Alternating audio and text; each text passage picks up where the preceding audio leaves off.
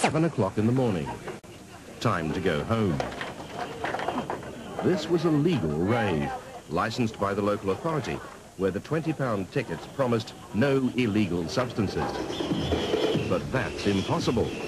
Ecstasy, which is illegal, fuels the rave scene, and we wanted to flush out the drug dealers and the big suppliers.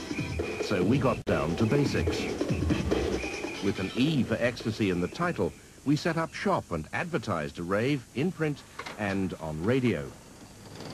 Basic Productions are building the rave arena to rival all others. Put the heat back in the scene with Basic, to be held in Leeds. Not that we really wanted to run a rave, but because we wanted to see who would want to supply the E.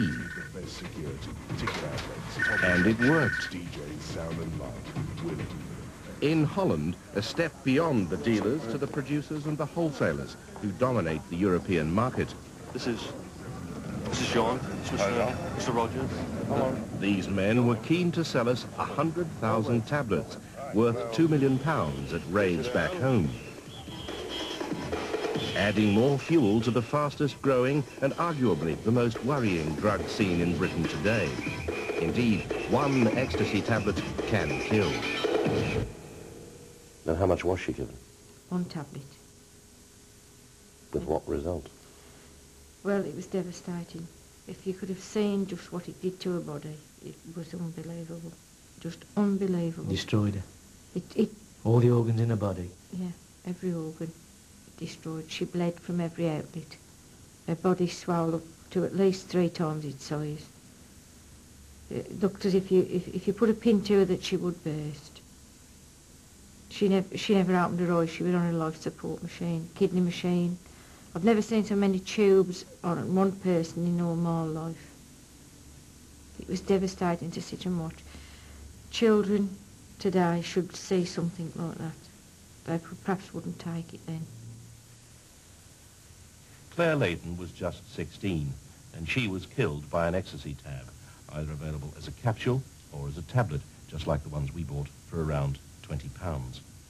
Ecstasy is based on a chemical called MDMA, which has the effect of causing the body to abandon its natural limits, to become hyperactive.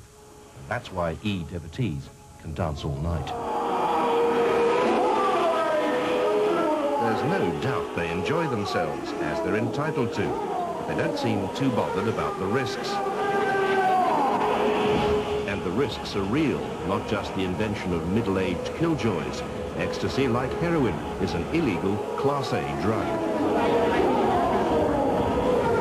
Raves and ecstasy combine into one culture, where fairground rides are almost obligatory. Of course, not everyone here takes E, but those that do say these rides get E into the system much more quickly. Vicks Vapor Rub is part of the culture too, although it's on sale at double the shop price.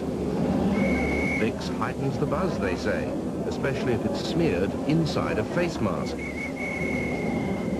E-devotees also know the drug tightens the jaw muscles, so they suck dummies and chew gum. The E-takers tell you that to appreciate all this, you have to be high.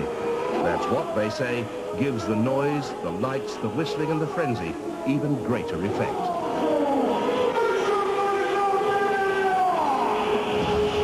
To the parents, it's a world apart.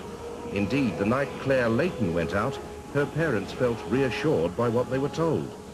It was a fatal misunderstanding.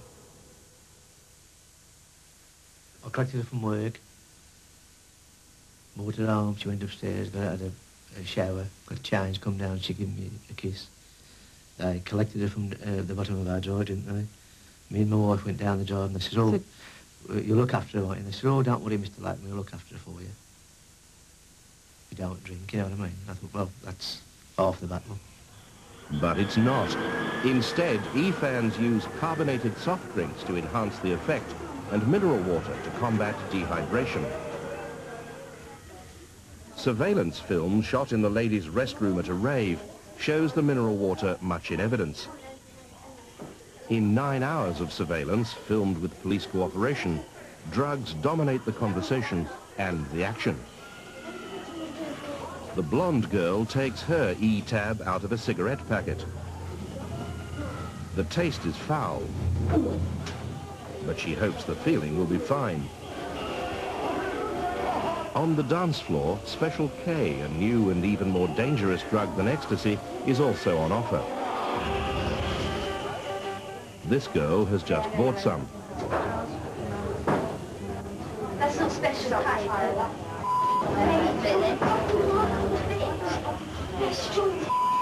Really hallucinogenic. Your capsules, aren't they? They make you really...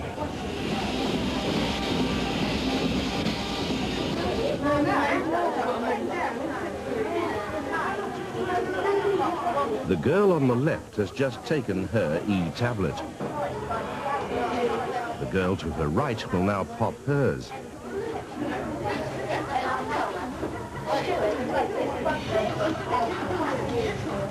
There are perhaps 500,000 users of ecstasy in Britain today.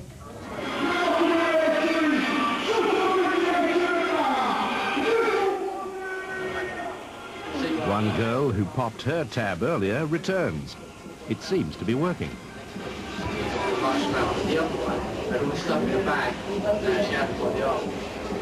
So it's back to the dance floor to let the music take over.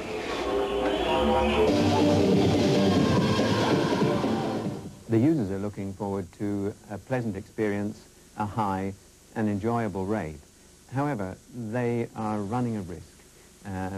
The people who are taken ill are really ill. They're in an intensive care unit.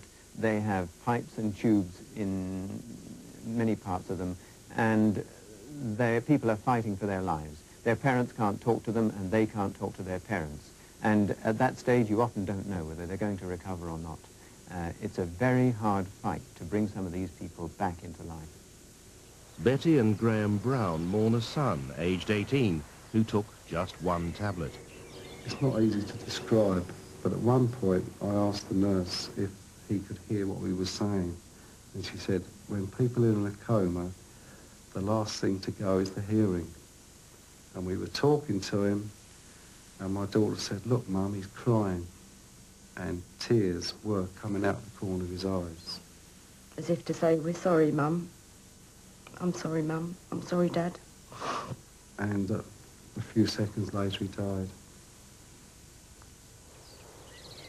Gwen Hutchinson's son also died, another victim of ecstasy. Well, it's hard to define what he did with what he was. I mean, I can remember nothing bad about him. Nothing at all. He was a lovely boy, and I loved him, and he loved me, and he loved all his family. He loved all his friends, too, and helped them all he could. And I miss him very much. In fact, we all do. It's terrible to think that he's gone. He ain't gonna open the door anymore. But her story is different. Her son was an ecstasy dealer, one of the biggest ever exposed. This was the first major seizure of ecstasy in the country. Police found 100,000 tablets concealed in 3 jerrycans and 2 holdalls in the boot of the wrecked hire car. They'd been smuggled in by sea. They'd been brought in by Jonathan Hutchinson, who beached the boat here after a bad crossing from Holland. Jonathan and 2 brothers were taking the E to the London dealers they were supplying, but amazingly, Jonathan took an E himself before he drove. 4 of Mrs. Hutchinson's 5 sons. Jonathan is dead, Dan is in jail, and so is William. So Sam agreed to help us expose the men who sold them the drugs in Holland. John started with cannabis, yeah, and then as he progressed, got some money behind him, he went on to the more exclusive, harder drugs. What sort of money are we talking about? Oh, hundreds of thousands of pounds. And what quantities? With ecstasy, 30,000 to 100,000 tablets, depending on how he was going to ship it. Sam says he was not involved in drugs himself. He strongly disapproves. But he did visit Jonathan in Holland and knows his way round. He wanted to help us set up the Dutch wholesalers and producers and then in London to reveal the dealers who bought from his brother and then supplied the raves. I've never been to a party, and I've been to over 100 now, where alcohol has been present. And of course the youngsters then will tell you, we don't drink, so we pop 2 tablets instead. And they believe they're safe taking ecstasy as opposed to drinking beer, spirits or whatever. So the separation between the two is nearly impossible. In my opinion, there will never ever be a clean rave acid scene party. Another town, another legal rave licensed by the local authority. The effects of taking E are erratic. Few people die suddenly, but many more are slowly poisoned. In the end, dying from E is like dying from sunstroke from the inside.